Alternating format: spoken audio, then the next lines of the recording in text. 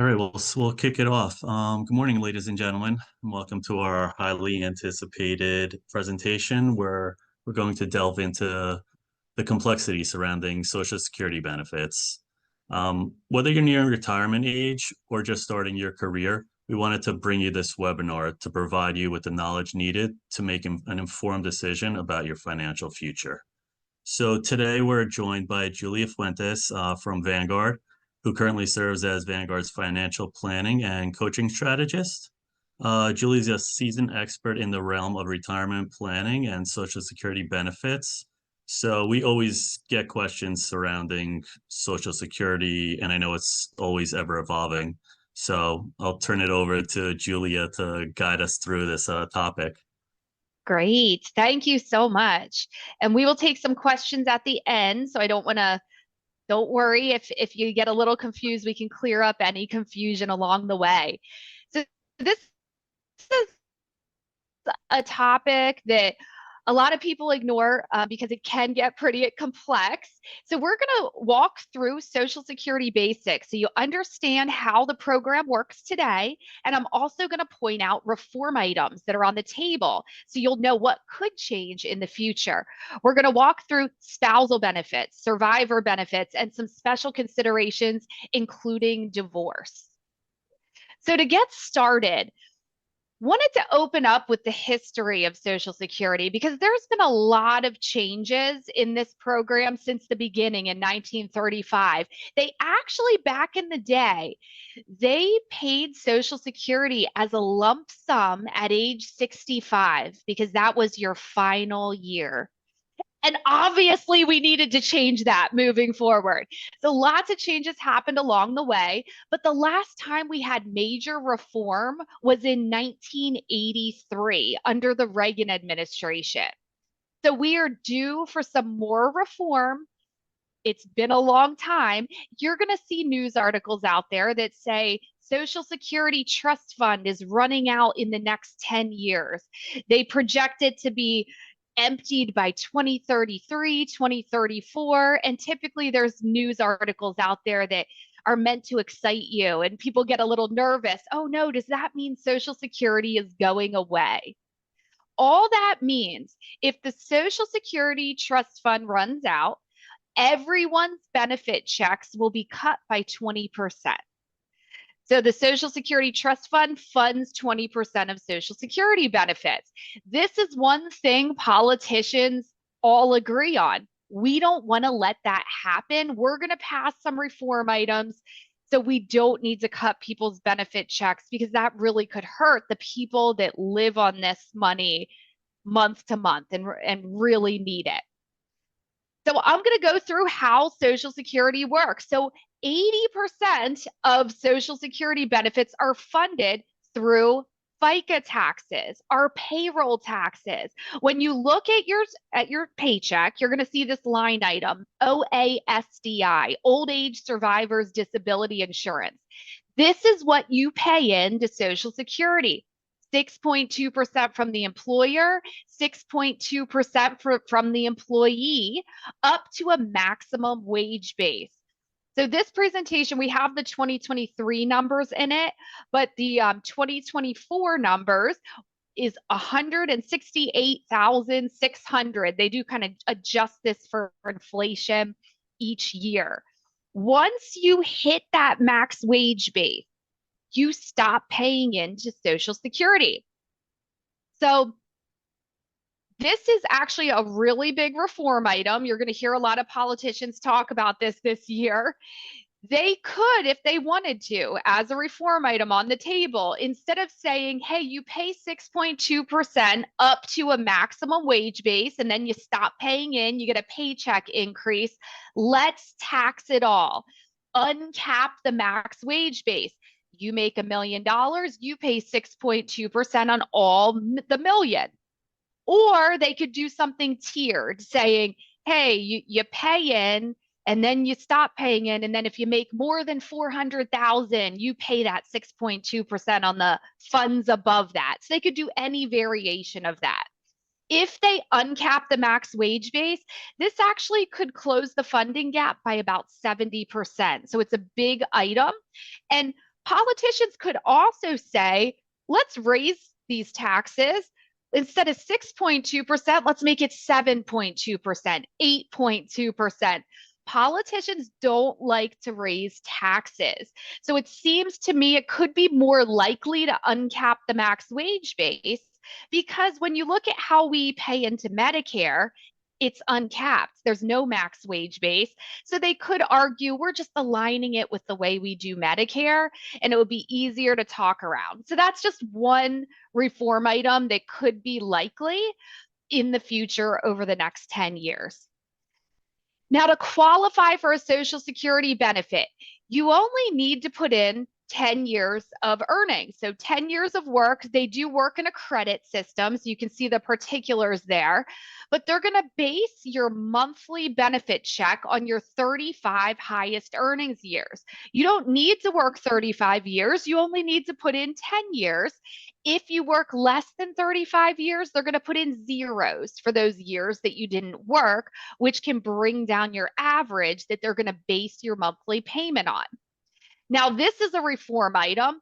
Let's increase that to 38 years instead of 35 years because a lot of people don't work 38 years. We could put some zeros in and it could modestly reduce the monthly benefits. Now, one thing I want to mention here, when you go and you pull down your Social Security record, a lot of people go to ssa.gov and they can look at it live online. What they're doing is they are assuming that you are going to continue to work up until what they call your full retirement age. So your full retirement age is when it's based on your year of birth. They're looking and saying, hey, if you were born in 1960 or later, your full retirement age is 67. And they say, hey, that's when we're choosing your retirement date. And if you wait until that date, that's when you're going to get your primary insurance amount. So when you look at your statement from Social Security, it'll say, hey, if you take now, if you take at age 67, assuming that's your full retirement age, and if you take it 70, it'll give you a couple different amounts. They are assuming what you made last year, you're going to continue to make that until your full retirement age. So if you're somebody that you say, you know what, this is my last year of work, I'm going to retire, and I just want to see if that's going to affect my Social Security benefits because I'm only 60 years old, you can put in zeros right on the front page of ssa.gov. You can zero out your earnings going forward so it can readjust your payment and make it a little bit closer to what it actually will be. Because if you made 100,000 last year, they're going to assume you're making $100,000 up until your full retirement age to give you a calculated benefit. If you've retired a couple years ago and you had 2 years of zero earnings, they assume you retired and they'll zero it out going forward. Now, these two terms are very important because as we go through and we talk about Social Security, everything is based on your full retirement age and your primary insurance amount. This is a reform item that you hear a lot in the news because this is one thing that the politicians fight about a little bit. You'll hear a lot of politicians say, my plan to sustain Social Security will only affect the younger Americans. They're talking about this. We're going to raise the full retirement age. Maybe we add a line item, 1980 or older. Your full retirement age is 68. Kick that up by a year. This is something that President Biden has, publicly gone out to say, I do not want to raise the full retirement age. And then you'll see other politicians really pushing, hey, we want to tie this to longevity. So this is a change that may or may not, it's on the table as a reform item. Should not affect anybody that's close to these ages. Now, we talked about the 35 years. They're taking those 35 years and they are indexing it up for inflation because we know if you made 35,000 in the 80s, that's worth a lot more today. So they are indexing that up with wage inflation. And then also, once you turn 62, you are getting the cost of living adjustments if you claimed or you didn't claim. So starting at 62 on, whatever they announce as a cost of living adjustment, you will get that factored into your monthly benefit payments.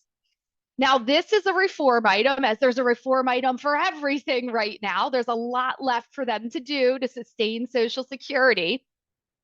They are saying, hey, instead of indexing this up for wage inflation, maybe we will index it up with price inflation. It'll give you a smaller number. The other thing they're talking about is cost of living adjustments. Maybe we means test this. And what means testing means is they'll look at your tax return, they'll set a limit. Hey, if you make more than 150,000, you won't get a cost of living adjustment moving forward. So they'll pick a bar and you might not get cost of living adjustments moving forward. So that's another thing on the table that they could decide to do over the next 10 years.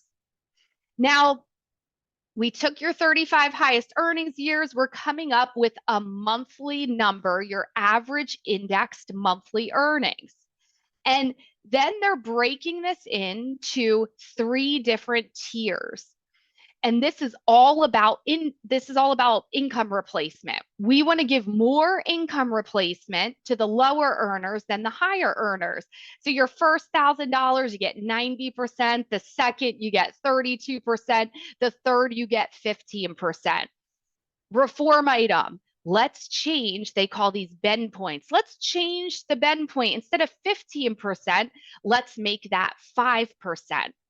Well, if they uncapped the max wage base that we talked about, most likely they would couple it with this, tax a little bit more and limit what you can get out of the system. They could add a 4th bend point here and they could adjust that.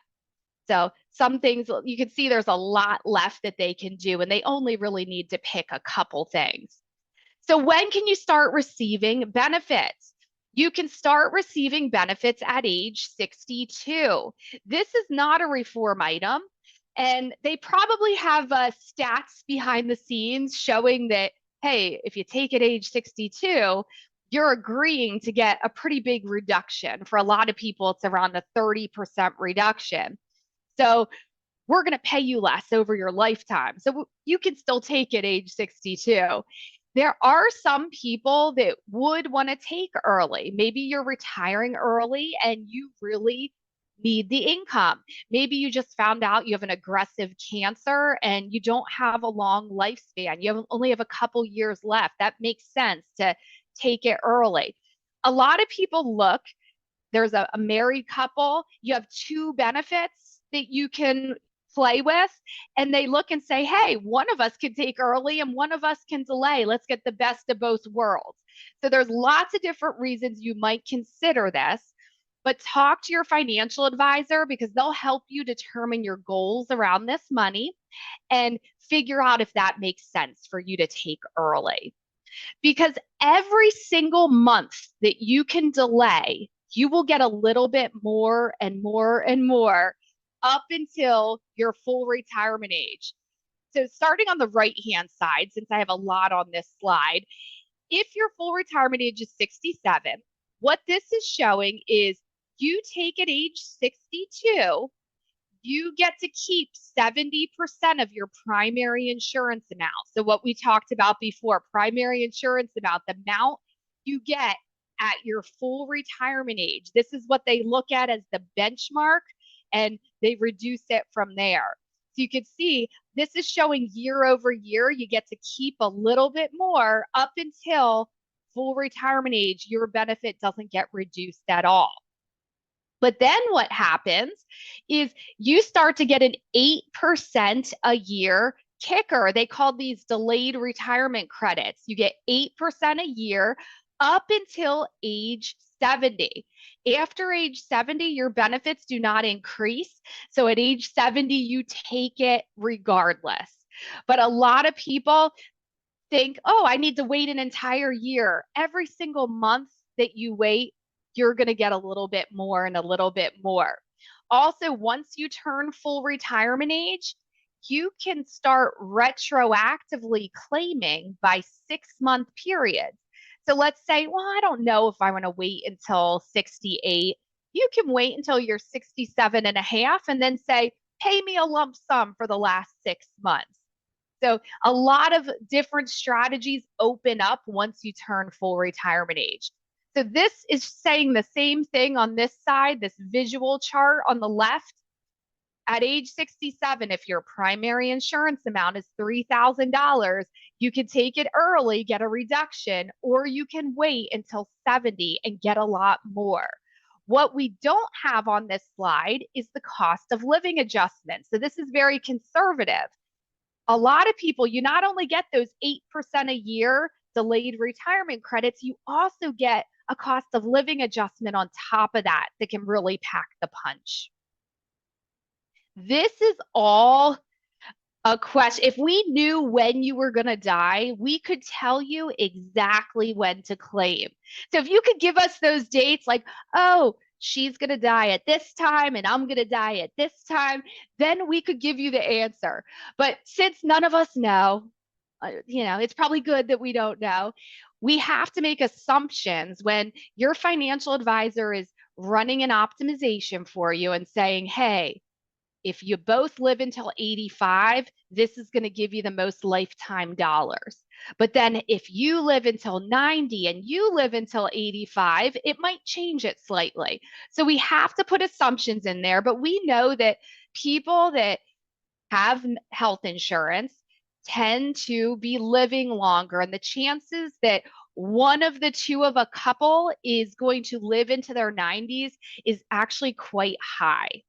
And we need to take that into consideration because you do have options here. There's no right or wrong options, but if somebody that has the same exact birth date, the same exact primary insurance amount, we know they can take early, get $2,100, and they're going to be getting over $120,000 before the person waiting until age 67 even starts claiming. So your financial advisor can tell you what a break-even age would mean. And what that means is, looking at these different strategies, you take a reduced benefit at age 62. That's Mike. Well, Deb, she waits until 67. So how long would they have to live before this starts to break even? And typically with people that have larger benefit amounts, their break even is happening in their mid to late 70s. So I see a lot of people when we start to include a cost of living adjustment in these assumptions, break even ages for a higher benefit amount, 3,000 or more, sometimes is 75 to 79. If you have a lower amount, like let's say $2,000, we're seeing it in the early 80s. So if you live a day past that break even age, every check from there on out is going to be profit. So a lot of people, there's something called the earnings test. A lot of people change their mind about claiming early when they hear about what they call the Social Security earnings test. This is only for people that have employment earnings. It's not investment earnings. This is, I am going to work. I have a W-2. I'm a 1099 contract worker. I have self-employment earnings. The Social Security Administration, they are going to set a limit on how much you can have in employment earnings if you are not full retirement age. And the bar is pretty low. These are the 2023 earnings limits, $21,240 for this year. It's a little bit more than $22,000. But if you are above that, they are going to withhold $1 for every $2 above. They give you a little bit more in the year that you turn full retirement age. And then once you are full retirement age, you are allowed to make as much money as you want. You don't have to worry about it. Your options have opened. That's your retirement date. They say, hey, we consider you retired. You can work as much as you want if you choose to do so. But it's the way they withhold benefits that really makes a difference here. So let's say you have a friend who's been a realtor working off of commissions her entire life. She's used to making $250,000 in commissions, and she is so tired. She just wants to retire and get a stable monthly check. She's going to take at age 62 and take that reduced check of $2,000. And she's fine with that, taking the reduction. She just wants the check. She's planning on working part-time in the office. So let's say she's just going to work in the office, answer the phone a couple days a week, and she's going to make around $45,000. And she thinks $45,000 isn't so much. Well, $45,000 is over the earnings test. So you look and say, how much over the earnings test am I? I'm only 62. They're going to withhold $1 for every $2 above that limit. Then they're going to look and say, okay, that means we're going to withhold $11,880. The way they do this is they divide by your benefit check and they withhold the entire check. So she actually isn't going to get a check until July. A lot of people think, oh, they're just going to reduce my monthly check. They withhold the entire check. And that makes a big difference because if you are a high earner, let's say you make 250,000 in employment earnings, chances are you won't even get paid a Social Security check. They will withhold the entire check all year. So this changes a lot of people's minds about, hey, am I going to take early? And then they realize, oh, there's this earnings test. I'm not going to get a check anyway. So I'm not going to claim and go through this hassle. Because what they make you do is you have to go to the Social Security Administration and they make you fill out a form where you have to estimate your earnings each year. This is employment earnings only. And you say, I plan to make $50,000 this year, and that's what they will withhold on that number you tell them, and they'll reconcile at the end of the year. So spousal benefits. What a spousal benefit is back in the day, it was very common for one person in the household to stay home, take care of the kids. And the government said, you know what? They work really hard. They deserve a retirement benefit too. Let's base their benefit on the working spouse's earnings record. So now we have a lot of people where couples both are working. One of them might make a lot less than the other, but you have two people working. Well, the government says a spousal benefit, you can take a spousal benefit if you have no earnings records of your own or you have low earnings record. And we're looking at your spouse's earnings, which are higher, and we're looking at their primary insurance amount. Is your own retirement benefit higher than 1/2 of their primary insurance amount, or is it lower? If it's hot, if the spousal benefit is higher, then you will get the spousal benefit instead of your own lower earnings record benefit. To qualify to get a spousal benefit, you only have to be married a year and you have to be 62 because this is a retirement benefit. 62 is the earliest we can start claiming. The rules have changed over the years. You might have friends that are older that were born before 1954 that they'll tell you, oh, well, when I took Social Security, we did all this fancy stuff and we switched between her benefit and his benefit and we did spousal. There's nothing fancy as it stands today. They passed legislation, phased out anything fancy we can do with spousal. Your spouse has to have filed their own retirement benefits in order for you to be able to get a spousal benefit. And if you, as the person taking the spousal benefit, you're 62 years old, you are not full retirement age yet, you're not going to get 1/2 of their primary insurance amount.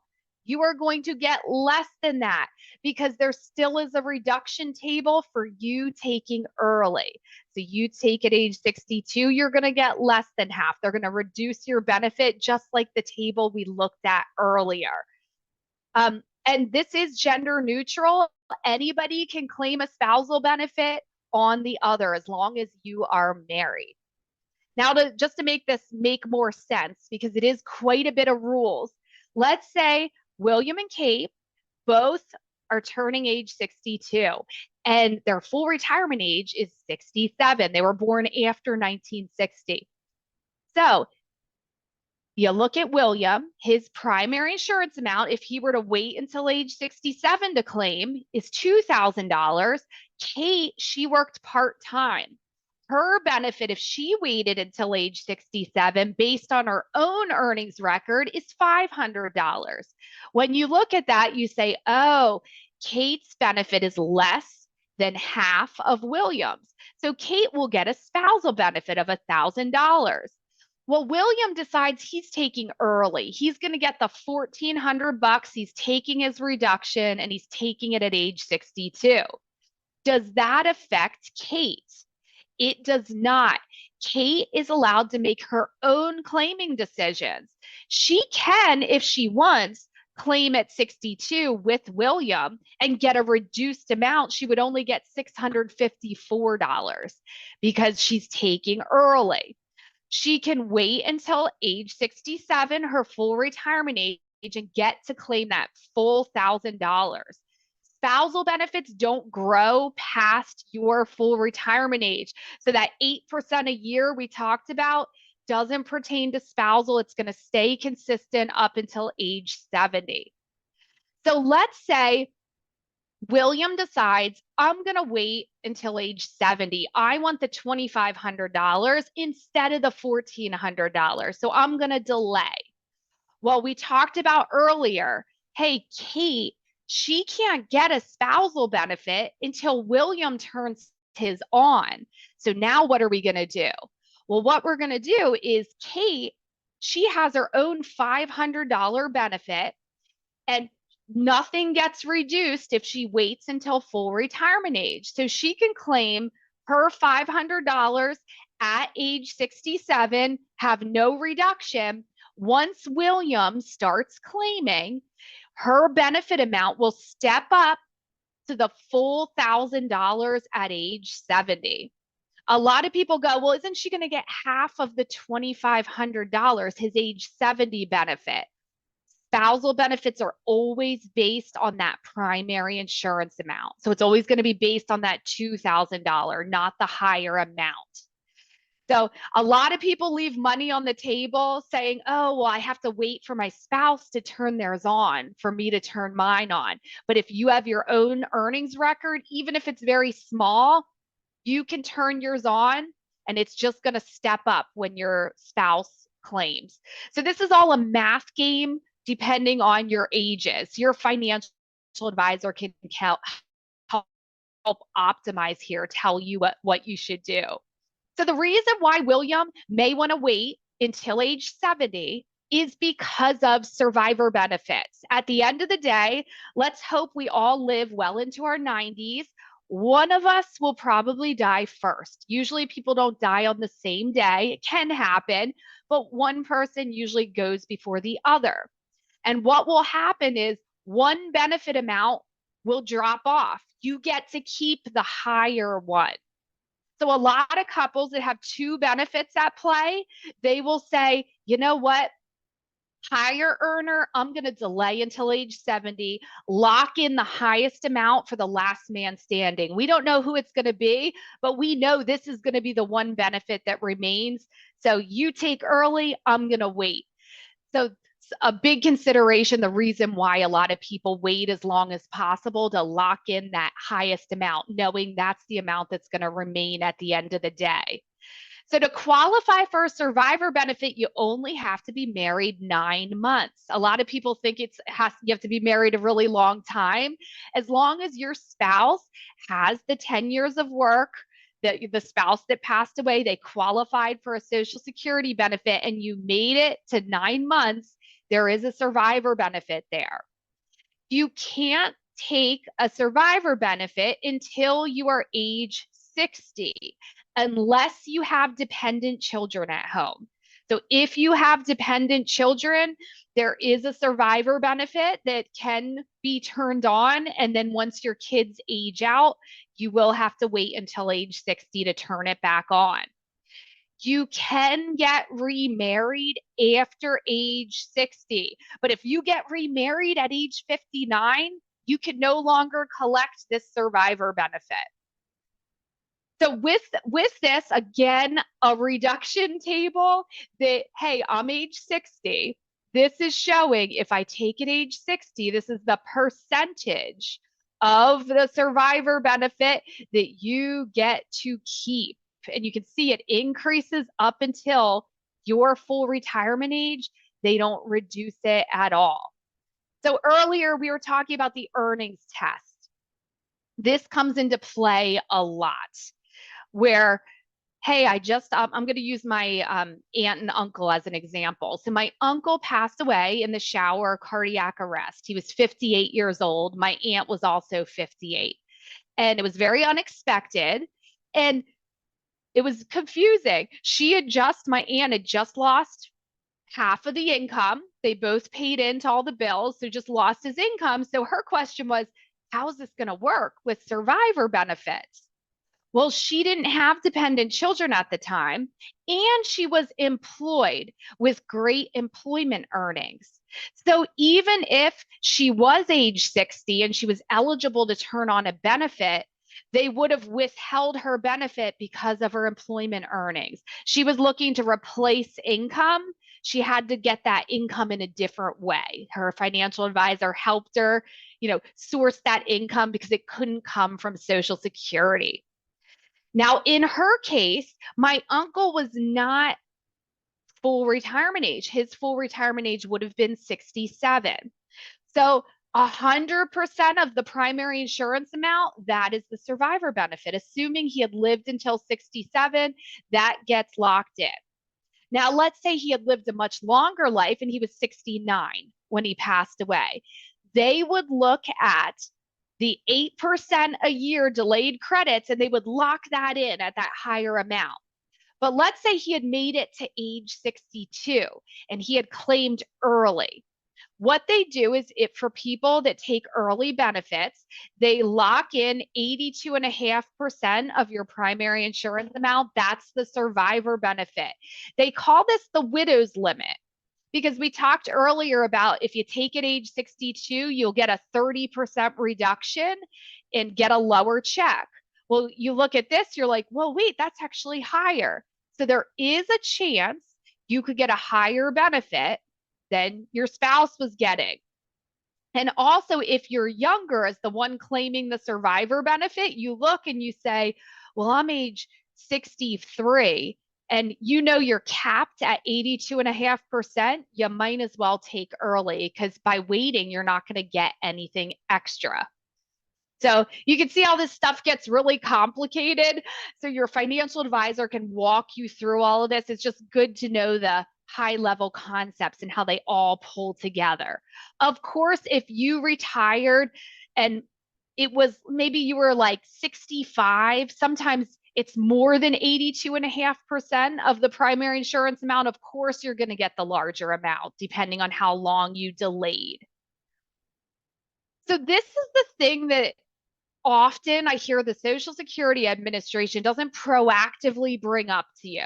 And hopefully you don't have to deal with this at any point in time and we die, well into our 90s.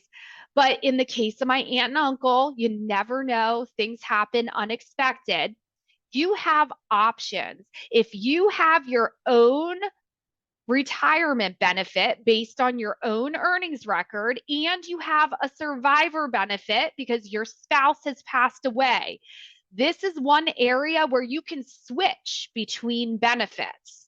So continuing with the theme of my aunt, so she was working full time and she had her own earnings record. So we know from our earlier conversation, she can claim at age 62 her own retirement benefit because it's going to be reduced, of course. But at the end of the day, if the survivor benefit at her full retirement age is higher, she's going to switch over at full retirement age and keep that entire survivor benefit. Some people just, hey, I need the money. I'm just going to claim right now. Whichever one's highest, I'm just going to claim and call it a day. But in the case of my aunt, her employment earnings were very similar to my uncle's.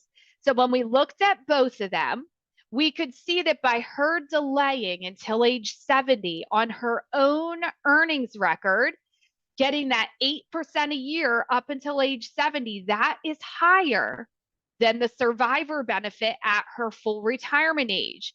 So what she could do at age 60, she decided to get a job that she loved part-time under the earnings record, under the earnings limit. I apologize. So she gets a job she really likes. She watches her grandchildren a couple days a week. And at age 60, she was able to turn this on, stay under the earnings limit. And then at age 70, she's going to flip over to her higher benefit amount, which will continue on for life. She is now over age 60. She's able to get remarried if she wants and not give this up, because the rules were, as long as you're older than age 60, you can get remarried. So you can see a lot of this comes together. One other thing to know about divorce, because I get a lot of questions on divorce. As long as you made it 10 years in the marriage, this is where the 10 years comes in. You were married for 10 years before you got divorced and you did not get remarried. You are able to claim a spousal benefit or a survivor benefit on your ex. So this middle bullet, you and your ex must be 62 years old. This is for the spousal benefit, because you have to be 62 to get a spousal benefit. The one exception to the rule here is the government knows some people are a little salty and they'll say, I'll never turn on my benefit because I don't want them to get anything from me. The government doesn't allow that. They say as long as you've been divorced 2 years, your ex doesn't have to be getting benefits. You can turn on the spousal. If your ex is remarried and somebody else is claiming spousal on them, that's okay. You can turn it on too. And then also, if your ex dies, everything we just talked about, the survivor benefit, you can get that, even if a new spouse is collecting a survivor benefit too. Multiple people can be collecting on the same person. A lot of people leave money on the table not realizing the different scenarios you can take advantage of with a divorce. Now, if you are somebody that has a pension, mostly this pertains to teachers, government workers, police officers. You want to look at your Social Security statement and see if there's zeros in your earnings record for Social Security and if there's numbers in there for Medicare. Because if the answer is, oh, I didn't pay into Social Security while I was employed as a teacher, a police officer, everything we just talked about, survivor spousal benefits, will be reduced by 2/3 of your pension amount. You get a reduction. Some people, this wipes out the entire thing. It wipes out the survivor benefit. You will get nothing. So you want to pay attention here if you're subject to the government pension offset. And there's also one more thing called the windfall elimination provision. If you are somebody that is in that situation, hey, I was a police officer for 25 years. And then I got another job where I paid in to Social Security. Well, since I paid in, I should get a benefit. They can reduce the benefit amount that you see on your Social Security statement if you did not put in 30 or more years in that job. A lot of people get a reduction. Earlier, we talked about those bend points, the 3 tiers for income replacement. They reduced the first tier. So your check might be reduced by about $557, no more than 50% of your monthly pension amount. People get surprised by that. The other thing people get surprised by is I'm turning on my Social Security benefit and now I have taxable income that got thrown onto my tax return. Many people, up to 85% of their Social Security income is taxable income. These numbers have never been adjusted since they got put in place under the Reagan administration. So we see more and more people have their Social Security benefits be taxed. So talk to your financial advisor. They can help you determine, you know, if it's going to be taxable income. And the reason I'm pointing this out is some people turn it on and then it affects their Medicare premiums because they get hit with IRMA surcharges because your Medicare premiums are based on what your income is. So they go, what is going on? It's just something to plan for when it comes to retirement and knowing the different triggers that can trigger additional taxes. So no right or wrong answers here. Everybody has different goals around what are they going to use this money for. And I'll give you an example. I had somebody that when we looked at the optimization and we said, hey, if you both delayed until age 70, you're going to be better off if you both live until 85. You're going to have an extra $25,000 at the end of the day. Then this was just their situation. It ended up like, you will be better off by 25,000. And they kind of looked at each other and they're like, you know what? I don't think we care about that $25,000 to age 70. We both want to take at age 66. We're going to give up the money. So we looked at the difference. They said, we're healthy now. We want to fund a family vacation every single year with this money. So we're going to get $45,000 from Social Security. And while we're healthy, we want to just bring the kids on a nice vacation. That's like a reason why, hey, the answer isn't always delay until 70. It's what are your goals for this money? What are we trying to achieve? Is it the most lifetime dollars? Is it, are you worried about taxable income? Lots of things to discuss with your financial advisor. And if you end up making a mistake, like a lot of people, they'll take early. Let's say you take at age 62 and now you're age 64 and you're bored in retirement. And you decide, I'm going to go back to work. This is my father-in-law. He's like, he got bored and he likes doing accounting. I don't know who enjoys being an accountant, but he does. So he goes back to work and he doesn't need the Social Security checks anymore. And now you're subject to the earnings test. Once you turn full retirement age, you can suspend your benefits and say, I don't need this money. I'm going to suspend it and get that 8% a year up until age 70. And of course, you're never going to be where you could have been, but you can get those extra couple years if you don't need the money. You don't have to pay back anything. If you had less than a year that you've been receiving benefits, you can pay everything back, no interest, get a full redo as if you never claimed. So I would encourage you, go on to ssa.gov, click on My Social Security, create your account, review your earnings records, because sometimes there's mistakes in there. You can see those numbers, give them to your financial advisor. They can help you determine your goals for the money. They can run optimizations with different longevity dates. They can show you the best scenarios, spousal benefits versus your own benefits. This is your retirement income strategy that they will build on top of this to meet your needs. So with that, I can stop sharing and see if there's any questions.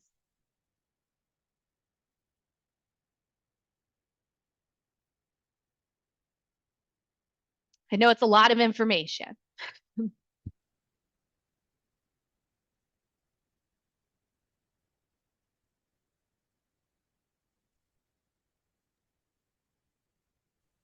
Hi, Julia. Thank you so much for joining us this morning. The number one question in financial planning has always been questions around what's going on with Social Security, the changes, the incredible COLA adjustment just recently took place. The question that I have for you, for those that are still employed, what is that annual income number where if you earn more than that, then your Social Security will not increase. And if you are under that number, then you should definitely continue paying into Social Security. You mean, are you talking about the earnings test? No, like more how, like like presently for those who are employed, I recall having conversation with my CPA was $100,000 where you're maximizing your Social Security contributions. Then it was 150,000. Am I asking the Oh, question clearly enough? yeah. So I think you're talking about the max wage base. Okay, Is that what you're talking about? So for correct. I'm not sure the terminology, but sounds like you do.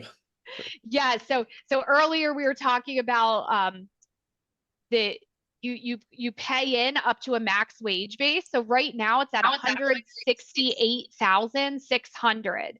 So it's a pretty high number. Once you hit that amount, you've maxed and you can't get more into Social Security. So a lot of people, they look at that 35 years and and this is good for business owners that are paying themselves. You look at what's the max wage base. Let me make sure I pay myself that so I can get the highest Social Security benefit that's out there. Got it. Yeah. Another question that I have for you is, this is not to stir any political debates, right? There's a ton of people. 70% of Americans are reliant on 100% Social Security as their pension. From Yeah. your experience, for working individuals who are 20 years out from applying for Social Security, from your perspective, I mean, I understand you don't have the crystal ball. I Yeah. think you know where I'm going with it. What is being done to make sure that this kind of continues? Is this something that we need to plan on because we do not want obviously to pay into something that will explode at one particular point and be done with? Yep. So we have the next 10 years that they need to pass some kind of reform item. So we went over just a few of them.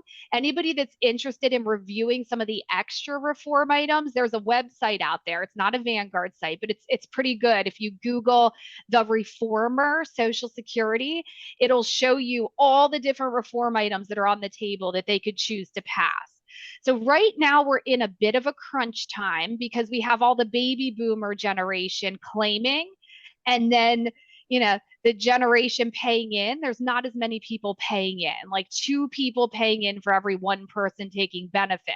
Mm-hmm. Well, the millennial population actually is pretty large. It's a very large population, but they're not all working just yet. They're not in their peak earnings years. Some of them are like literally vacationing for like the next 10 years. But once they start getting into full employment, their high earnings years, we're going to pass reform items in the next 10 years to get over the hump. Then the millennial generation can come in, start paying in, and it's almost organically fixed. That website, you can actually select the different reform items and it'll show you how many years Social Security will be sustained with just doing those reform items. So there's like many. It's like making it harder to qualify for Social Security disability, means testing, the cost of living adjustments, like we talked about, lots of different things they could do to get over this crunch time. And then it should organically fix itself. So I'm not even worried about people that are 20 years out. I see we have like a lot of room to go, and the politicians don't want this to fail under their watch. So they'll come up with some kind of negotiation. And you're already seeing news articles of them fighting over it. Like right now, the big one that they're fighting over is raising the full retirement age, is what there is an agreement on. Mm-hmm. Mm-hmm. Understood. Yep. Yeah. We Robert, who is the CFP at Craner, is 30 years old. His full retirement age will be when he turns 90. Yeah. We're trying to tie it to longevity. So Right. yeah. Exactly. And then you're like, "Whoa, what report are you going to use for longevity?" Because like my chart that I showed, everything's a little biased. Mine was for people that have health insurance. Like it didn't show the full picture. These are like everybody in mine had health insurance. So of course their longevity was a little longer than the total. Right. It's Yeah. unbelievable. Got it. Okay, super. Yeah. I'll turn it back to you to see if anyone else had any questions. Yeah. Any last questions? Perfect. I know You it's a know, lot of information, a little overwhelming. Yeah, and obviously, if you don't have a question now or something comes up later on, just drop us a note, and we can try to make sure that we get you an answer as soon as possible. And then I see something in the chat. If you reach full retirement age, but you still want to work, there is an amount on your salary. That's correct. So my father, he is in his 70s and he's still working. And what's happening is he's in his peak earnings years, that he's actually having a lower earnings year fall off and get replaced. So every year he gets the cost of living adjustment and his new earnings record added to that, and his Social Security check goes up by his new earnings and cost of living. So as long as you're a full retirement age, there's no limit to how much you can make.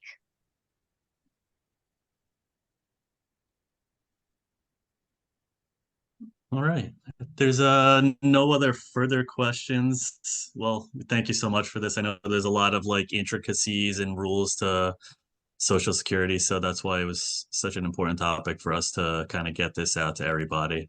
But we appreciate your time. Great. Thanks so much. Thank you. Thank you, Thank you everyone. very much. Bye.